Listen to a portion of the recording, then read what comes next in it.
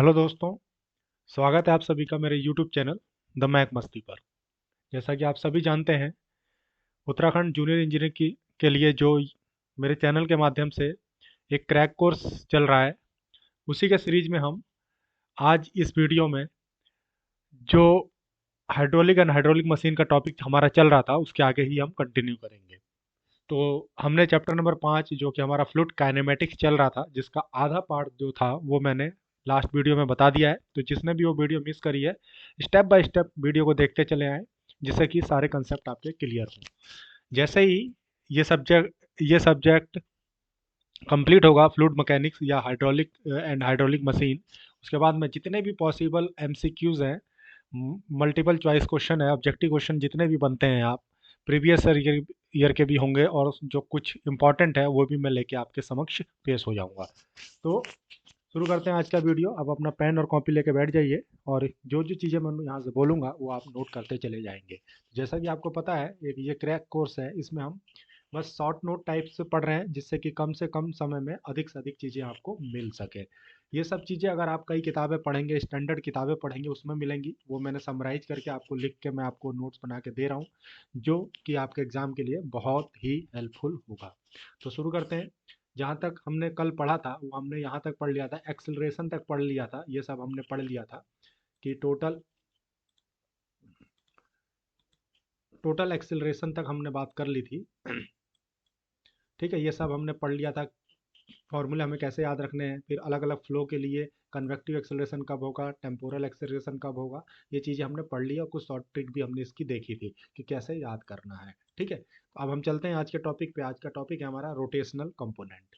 ठीक है, कई बार एक इक्वेशन दी जाती है आपको। ठीक है, स्ट्रीमलाइन की इक्वेशन या पोटेंशियल फ्लो की इक्वेशन दी जाएगी। ठीक है, उससे फिर इक्वेशन से आपको आइडेंटिफाई करना पड़ता है कि क्या ये जो इक्वेशन दी हुई है वो रोटेशनल फ्लो के लिए है या रोटेशनल फ्लो के लिए। तो उसके लिए हमको इस इक्वेशन की ज़रूरत पड़ती है। इन्हीं तीनों इक्वेशन से हमको वो ज्ञात करना होता है। ठीक है, तो मैंने जैसे कि बता दिया कि हम कार्टेशियन कोऑर्डिनेट में एक्स वाई जेड कोऑर्डिनेट पे हम बात कर रहे हैं। तो एक्स वाई जेड लिखा हुआ है, एक्स के साथ यू कंपोनेंट के साथ हम जाते हैं, यू वी वाई के साथ और डब्ल्यू जेड के साथ। ठीक है, तो यहीं से इक्वेशन हमारी बनती है। जो रोटेशनल स्पीड है वो हम ओमेगा एक्स से डिनोट कर रहे हैं, एक्स डायरेक्शन की। ठीक है, तो फॉर्मूला क्या हो जाएगा, 1/2 ब्रैकेट में डेल डब्ल्यू अपॉन डेल ओमेगा लिख सकते हो आप, डेल डब्ल्यू या del omega upon del Y minus del we upon del Z. ये एक्स डायरेक्शन के लिए है। इसी तरह वाई डायरेक्शन के लिए जो हमारा रोटेशनल कंपोनेंट होगा वो होगा 1/2 del u upon del z minus del डब्ल्यू अपॉन डेल एक्स। इसी तरह जेड डायरेक्शन के लिए 1/2 del v over del x minus del u upon del y. ये इक्वेशन आपको याद रखनी है। अब तीन इक्वेशन आप फिर कहेंगे सर इक्वेशन बहुत है, कैसे याद होंगे? तो इसका भी एक थोड़ा सा शॉर्ट ट्रिक मैं आपको बताने की कोशिश करता हूँ। आप इसको देखें, जब हम एक्स डायरेक्शन की बात करेंगे तो ओमेगा एक्स लिख रहे हैं हम सफिक्स में, मतलब एक्स डायरेक्शन की बात कर रहे हैं। तो देखिए यहाँ एक्स है, एक्स के बाद अब क्या आता है अल्फाबेट में, वाई जेड। तो यहाँ देखिए वाई और जेड लिखा हुआ है। ठीक है, मतलब एक्स वाई और जेड। ठीक है, ऐसे आप लिख सकते हैं। अब आप देखिए, मैंने आपको बताया था कल, जो एक्स है, जो वाई है और जो जेड है, इसके साथ एक्स के साथ यू रहता है, वाई के साथ वी रहता है और डब्लू के साथ जेड के साथ डब्लू होता है। तो आप जस्ट बस अब यहाँ देखिए, आप देखिए ये एक्स था तो यहाँ नीचे वाई और जेड आ गया, डेल वाई डेल जेड। तो वाई का क्या क्या कंपोनेंट है, यहाँ से वाई का कंपोनेंट आप देखेंगे तो क्या है, वी है। तो वी आप इसके साथ ना लिखे, क्रॉस में लिखेंगे, डेल वी, डेल वी। और जेड का कंपोनेंट क्या होता है, डब्लू होता है। देखिए यहाँ पे डब्लू लिखा है, तो इस जेड का कंपोनेंट इधर क्रॉस में आप डेल डब्लू लिख देंगे, तो आपकी इक्वेशन बन जाएगी। और बीच में माइनस है, बीच में क्या है, माइनस है। इसी तरह देखिए ये वाला कंपोनेंट देखिए, वाई है। अब वाई के बाद अल्फाबेट में क्या आता है, जेड। जेड आएगा, अल्फाबेट खत्म। उसके बाद फिर से शुरू, क्योंकि हमारा तीन ही अल्फाबेट है, एक्स वाई जेड, तो जेड खत्म है तो फिर हम एक्स पे आएंगे, तो ये हमारा एक्स हो जाएगा। ठीक है, अब एक्स का कंपोनेंट क्या है हमारे पास, यू है। ठीक है, यू हम लिख रहे हैं एक्स के रिस्पेक्ट में। हम बस एक शॉर्ट ट्रिक बनाने के लिए वो मैं कंपोनेंट की बात कर रहा हूँ, कंपोनेंट बोल रहा हूँ। ठीक है, तो एक्स का कंपोनेंट यू है, तो इधर देखिए क्रॉस में हमने यू से डेल यू लिख दिया। अब जेड का क्या होता है, डब्लू, तो इधर हमने लिख दिया डब्लू और बीच में माइनस है। सेम इसी तरह अब यहाँ जेड है तो एक्स वाई से शुरू करेंगे, एक्स वाई, वाई का वी होता है, एक्स का यू होता है, तो ये हमने लिख दिया। तो ऐसे करके आप इक्वेशन याद रख सकते हैं। अब कंडीशन ये है कि जैसे मान लीजिए कोई भी इक्वेशन दे रखी है, यू की इक्वेशन दे रखी है ऐसे, यू बराबर x square plus y minus minus x y z, ऐसे दे रखा है। ऐसे इक्वेशन आपको दी होगी रैंडमली, यू बराबर वी बराबर डब्ल्यू बराबर, तो आपको डिफ्रेंशिएट करके लिखना है बस, डी डब्ल्यू ओवर डी वाई, मतलब डब्ल्यू वाली इक्वेशन को किसके रिस्पेक्ट में डिफ्रेंशिएट करना है, वाई के रिस्पेक्ट में। ठीक है, जैसे यहाँ पे U D you over D Z है, तो इसको D you over D Z को क्या करना है, यू वाली इक्वेशन को जेड के रिस्पेक्ट में डिफ्रेंशिएट करना है। तो जेड के रिस्पेक्ट में डिफ्रेंशिएट करेंगे तो क्या होगा, ये तो जीरो हो जाएगा, ये भी जीरो हो जाएगा, क्यों, क्योंकि यहाँ पे जेड नहीं है, और यहाँ पे जेड है, तो जेड का जब डिफ्रेंशिएशन करेंगे तो वन हो जाएगा, तो यहाँ से क्या बनेगा, एक्स वाई बचेगा, एक्स वाई। अब ये क्या देगा, कुछ ना कुछ वो पॉइंट देगा कि वो वन वन पर ऐसा है या वन टू पर है, ऐसे कुछ ना कुछ पॉइंट भी क्वेश्चन में देगा, तो बाद में वन वन टू दे देगा, ऐसे मतलब एक्स वाई जेड की वैल्यू देगा, तो एक्स वाई जेड की वैल्यू करके यू की वैल्यू निकल जाएगी हमारी। ठीक है, इसी तरह डब्ल्यू एक्स निकल जाएगा, डब्ल्यू वाई निकलेगा।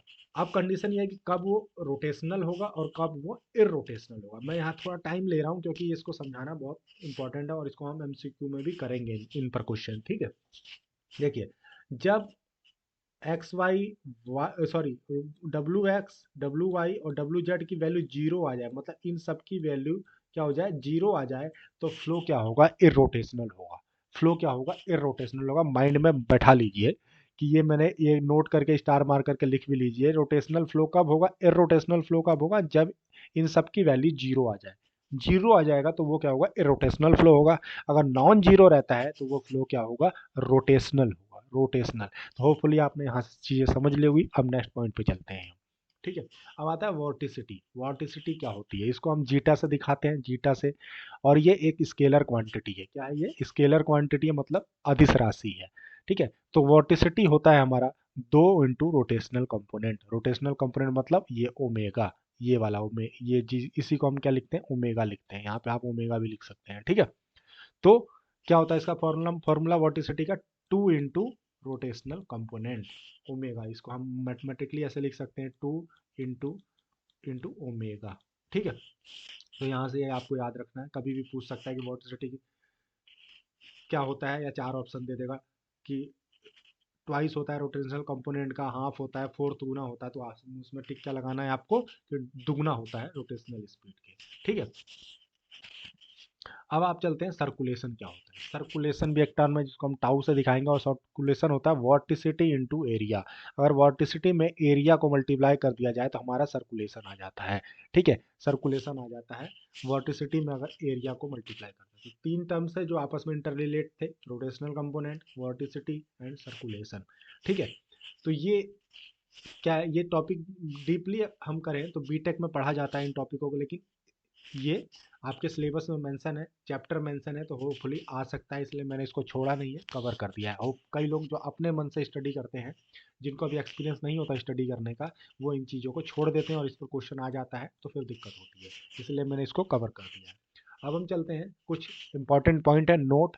भाई जहाँ जहाँ मैं नोट लिख रहा हूँ ना, ये बड़ा इंपॉर्टेंट है, क्योंकि ये सारे राइट लाइनें आपको रटी होनी चाहिए, क्योंकि यहाँ से क्वेश्चन डायरेक्ट बनते हैं। ठीक है, मतलब इस नोट का मतलब ये है कि अगर आप ये नोट याद रखेंगे तो फ्यूचर में नोट कमाएंगे। ठीक है, तो ये क्या है, पहला है irrotational flow vorticity is zero. मतलब इरोटेशनल फ्लो अगर होगा तो उसकी वॉर्टिसिटी क्या होगी, वो जीरो होती है, ये याद रखेंगे। मतलब इरोटेशनल फ्लो जो होगा उसकी वॉर्टिसिटी क्या होगी, जीरो होगी। ठीक है, at all the point of the flow, her point पर उसकी वॉर्टिसिटी क्या होगी, जीरो होगी। ठीक है, तो ये याद रखेंगे। चीज़ें आप सुनते चले जाइए, बहुत जल्दी आपको याद होगा अगर एक बार आप रिवाइज कर लेंगे लिख के तो। ठीक है, सेकंड पॉइंट क्या है, सेकंड पॉइंट, कब फ्लो हमारा रोटेशनल होता है, कब रोटेशनल होता है, हम इस पर भी चर्चा कर लेते हैं। देखिए, flow outside the boundary layer has irrotational characteristics. Irrotational कब होगा, जब फ्लो बाउंड्री लेयर से बाहर होगा। बाउंड्री लेयर से बाहर होगा तो उसे वो क्या होगा, किस नेचर का होगा, किस कैरेक्टरिस्टिक्स का होगा, इरोटेशनल कैरेक्टरिस्टिक्स का होगा। But while inside the boundary layer, अब बाउंड्री लेयर के अंदर ही अगर फ्लो हो रहा है तो वो क्या होगा हमारा सॉरी क्या होगा, रोटेशनल होगा। वो क्या होगा हमारा, रोटेशनल होगा। तो बाउंड्री लेयर के बाहर इरोटेशनल, और बाउंड्री लेयर के अंदर रोटेशनल। इस पर हम डीप चर्चा करेंगे जब हम बाउंड्री लेयर वाला चैप्टर पढ़ेंगे, वहां हम चर्चा करेंगे इसकी। अब हम चलते हैं नेक्स्ट पॉइंट पे, हमारा वो है हमारा वेलोसिटी पोटेंशियल फंक्शन, जिसको हम फाई से डिनोट करेंगे, वेलोसिटी पोटेंशियल फंक्शन। ठीक है, इससे पहले हमने अभी क्या पढ़ा था, स्ट्रीम लाइन फंक्शन पढ़ लिया था, जो हमने इसको साइन से डिनोट किया था। ठीक है, अभी पिछले वाली वीडियो में हमने पढ़ा। यहाँ पे जो इक्वेशन होती है हमारी वॉटिसिटी की, वो u इक्वस टू होती है किसकी, वॉटिसिटी माफ कीजिएगा, वेलोसिटी पोटेंशियल फंक्शन जो होता है वो होता है u बराबर minus del phi over del x, v बराबर minus del phi over del y, और w बराबर minus del phi upon del z. तो ये तीन इक्वेशन है और तीनों ही इक्वेशन माइनस में है, ये आपको याद रखना है। ठीक है, u बराबर x के साथ, देखिए x के साथ ही आएगा u हमेशा। ठीक है, ये देखिए v के साथ और ये जेड। तो ये आपको इक्वेशन याद रखनी है। इस पर अब इस फंक्शन पर कुछ नोट है, यह नोट भी आप याद रखेंगे। पहला नोट यह है कि flow always occur in the direction of decreasing potential.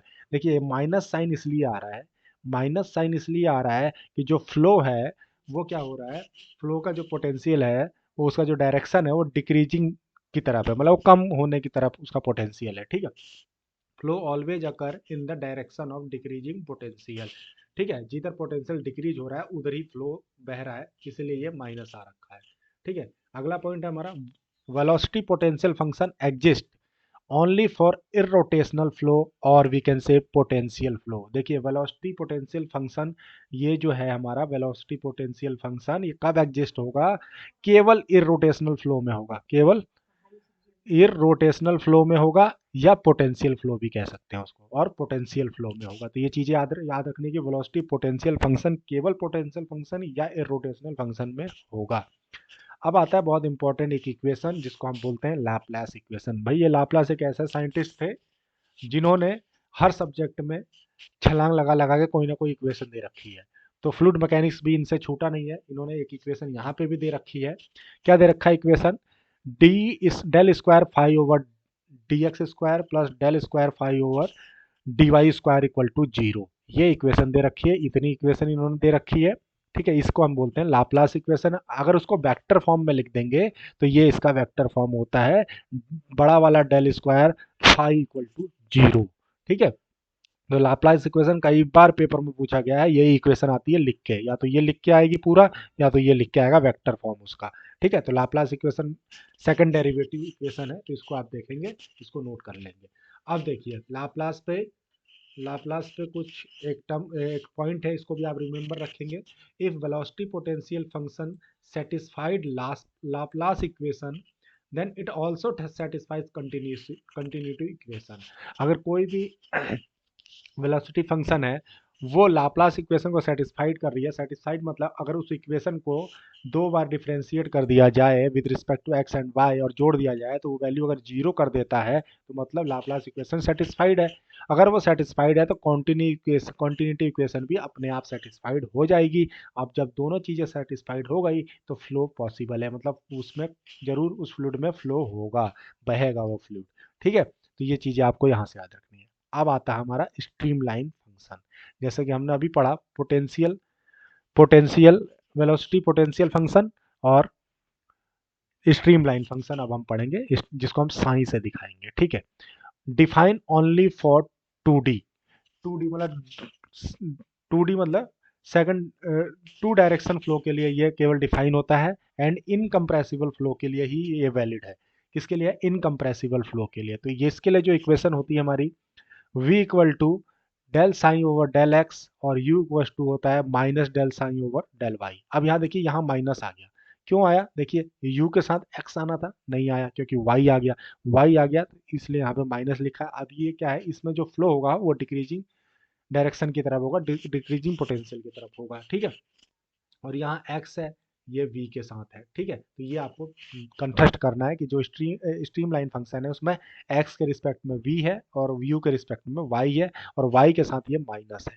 तो ये इक्वेशन ही कई बार लिखने को आ जाता है। भाई कैसे आ जाता है लिखने को, ये इक्वेशन कैसे लिखने को आ जाता है वो हम आगे अभी बात करेंगे, मैंने नीचे लिखा हुआ है।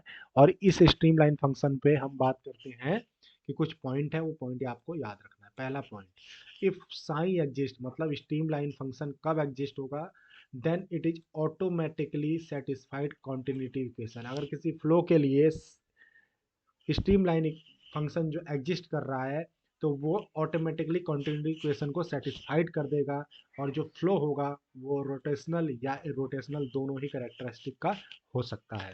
ठीक है, तो साइन जब एग्जिस्ट करेगा, साइन मतलब स्ट्रीमलाइन फंक्शन जब एग्जिस्ट करेगा, तो फ्लो जो होगा, जो इक्वेशन होगी उसकी, वो अपने आप कंटिन्यूटी इक्वेशन को सेटिस्फाइड कर देगा, और जो फ्लो होगा वो हमें क्या होगा, रोटेशनल भी हो सकता है और इरोटेशनल भी हो सकता है।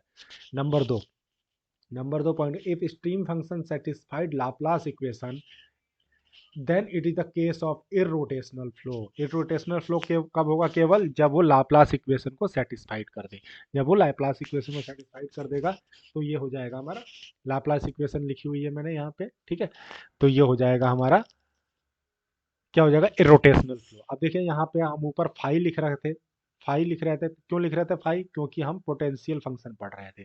अब यहाँ पे हमने साई लिख दिया, साई क्यों लिख दिया हमने, क्योंकि हम स्ट्रीम लाइन फंक्शन पढ़ रहे हैं और उसको हम साई से डिनोट करते हैं। ठीक है, तो ये चीजें हो गई। अब एक क्वेश्चन डायरेक्ट पूछा जाता है, पूची रीमान इक्वेशन, जो कि मैथमेटिक्स में भी कई बार यूज होता है।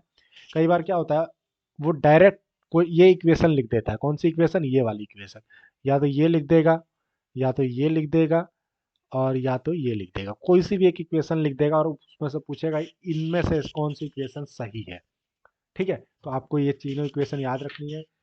Del psi over del x equal to minus del psi over del y, और minus del phi over del x बराबर minus del phi over del y. और ये जो तीसरी इक्वेशन है वो यही इक्वेशन है, बस मैंने क्या किया है, माइनस को काट दिया है और इसको मैंने पॉजिटिव वे में लिख दिया है। तो ये चीज़ें आपको याद होनी चाहिए। ये इक्वेशन पूछता है डायरेक्ट, और नहीं तो ये वाली इक्वेशन पूछेगा डायरेक्ट। ये क्या करेगा, इन u को हटाएगा, v को हटाएगा, और इसमें बीच में इक्वेशन में इक्वल टू लगा देगा और पूछ लेगा ये वाला इक्वेशन। ठीक है, तो ये आपको याद होना चाहिए इक्वेशन। हम मल्टीपल चॉइस क्वेश्चन में भी इसको लेके आएंगे, जिससे कि आप आइडेंटिफाई कर सके एग्जाम से पहले पहले। तो इसको आप नोट डाउन करेंगे। हो, ये चैप्टर आप यहीं पे क्लोज होता है, फ्लूइड काइनेमेटिक्स। नेक्स्ट वीडियो में हम चैप्टर नंबर 6 करेंगे। तो उम्मीद करता हूँ वीडियो पसंद आई होगी, लेक्चर पसंद आया होगा। शॉर्ट चीज़ें मैंने आपको बताने की कोशिश की है। अगर पसंद आया तो वीडियो को लाइक करेंगे और शेयर भी करेंगे। जिसने भी चैनल को सब्सक्राइब नहीं किया है वो बेल आइकन के साथ साथ चैनल को सब्सक्राइब भी कर देंगे। आज के लिए इतना ही, धन्यवाद।